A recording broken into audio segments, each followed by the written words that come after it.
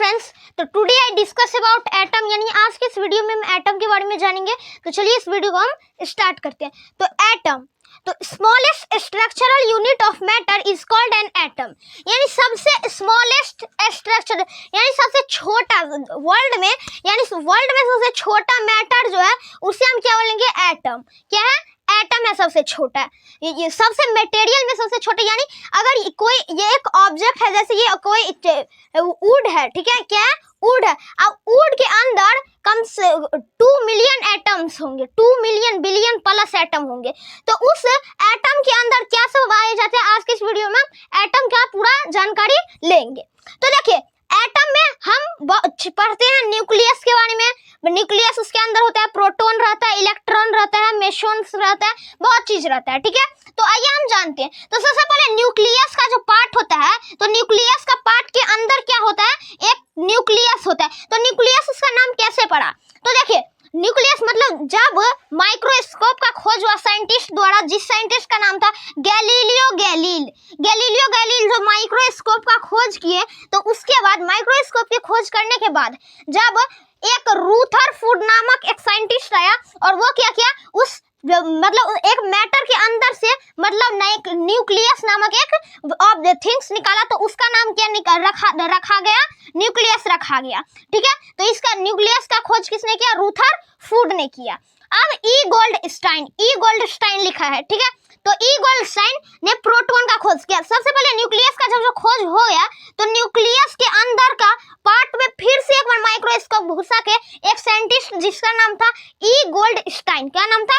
ई Goldstein देखा गया, तो उसके अंदर से एक और थिंग्स निकला, और जब चेक किया गया ना, तो उस चेक करने के बाद उसमें न्यूक्लियस नहीं निकला, न्यूक्लियस से एक अलग थिंग्स निकला, तो उसका नाम जो रखा गया, उसका नाम रखा गया प्रोटॉन। उसके बाद आ गया हमारा जेमेन चैडविक नामक एक साइंटिस्ट है, जो फिर से उस न्यूक्लियस के अंदर से एक और थिंग्स नया निकाला, और उसका नाम क्या रख दिया? न्यूट्रॉन रख दिया। क्या रख दिया? न्यूट्रॉन रख दिया।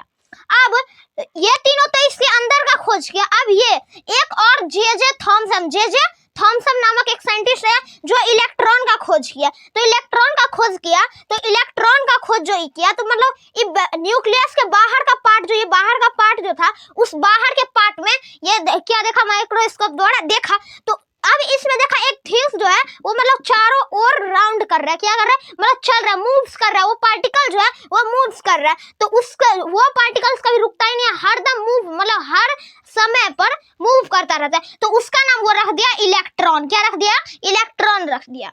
अब हमारा नेक्स्ट पॉइंट है, इन any side of atom there are many subatomic particles named as electrons, protons, neutrons, mesons।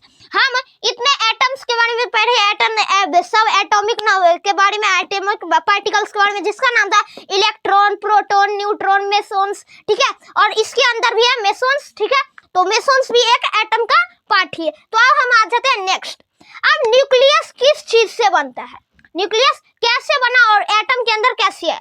तो nucleus neutron plus proton, nucleon plus proton, यानी न्यूट्रॉन और प्रोटॉन। जिस प्रकार मैथ में हम आ जाते हैं एग्जांपल के लिए 2 + 2, यानी 2 को 2 से फिर से जोड़ेंगे, तो जिस प्रकार से हम 4 को 2 और 2 को जोड़कर बनाते हैं, तो उसी प्रकार हम न्यूट्रॉन और प्रोटॉन को जोड़कर क्या बनाएंगे?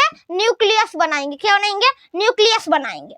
इन any atom total number of electrons, total number of protons, यानी एक एटम में, जैसे ये ऑब्जेक्ट है, अब इस ऑब्जेक्ट में, इस वुड में अब अगर इलेक्ट्रॉन होगा 10, कितना होगा? 10, तो उसका ठीक वे प्रोटॉन भी कितना होगा? इलेक्ट्रॉन ही इतना, यानी 10 प्रोटॉन भी होगा, ठीक है। इतना समझ गए? यानी देखिए, अगर जितना इलेक्ट्रॉन इक्वल रहेगा, electron is equal to proton, यानी जितना इलेक्ट्रॉन रहेगा उतना ही प्रोटॉन भी रहेगा। अगर 10 इलेक्ट्रॉन है तो 10 प्रोटॉन भी रहेगा, ठीक है। आप सही समझ गए? अब नेक्स्ट है डिस्ट्रीब्यूशन ऑफ चार्ज ऑफ सब एटॉमिक पार्टिकल्स, यानी चार्ज कौन सब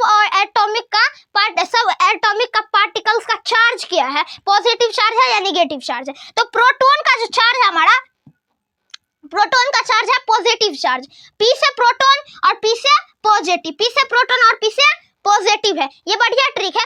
अब E से इलेक्ट्रॉन बट N से निगेटिव, यानी E से इलेक्ट्रॉन का बस हमें याद करना पड़ेगा निगेटिव, यानी इलेक्ट्रॉन का चार्ज हमारा क्या है निगेटिव चार्ज और प्रोटॉन का पॉजिटिव चार्ज है। अब न्यूट्रॉन का N से न्यूट्रॉन तो N से नो चार्ज, यानी न्यूट्रल चार्ज, न्यूट्रल चार्ज यानी जीरो चार्ज, यानी नो चार्ज, उसका कोई चार्ज नहीं है, जीरो है ये, क्या है जीरो है हमारा ये, ठीक है। तो N से न्यूट्रॉन N से नो चार्ज, P से प्रोटॉन और P से पॉजिटिव चार्ज। तो अब इस दोनों को याद, अब इसको भी नहीं याद करने को पड़ेगा, यानी इलेक्ट्रॉन को भी याद नहीं करना। अब जब आप याद करिएगा कि P से प्रोटॉन और P से पॉजिटिव चार्ज होता है और N से न्यूट्रॉन और N से नो चार्ज, तो यानी आप इतना भी याद रख सकते हैं कि इलेक्ट्रॉन एक लास्ट बचा तो ये निगेटिव चार्ज ही होगा, क्योंकि हम ये एक बार पढ़ चुके हैं, ठीक है। तो इतना आप सभी समझ गए।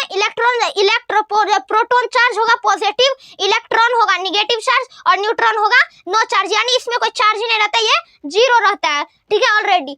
तो आप सभी एटम का वीडियो आप सभी को कैसा लगा, और नेक्स्ट जो हमारा टेंस का वीडियो हमारा रुक गया, टेंस का पार्ट हम बना के छोड़ दिया, सिंपल इंडेफिनाइट टेंस से हम बनाने का स्टार्ट करेंगे, हम कल से स्टार्ट हो जाएगा हमारा टेंस का टॉपिक। तो आज का इस वीडियो कैसा लगा कमेंट करके जरूर बताएं, तब तक के लिए थैंक यू।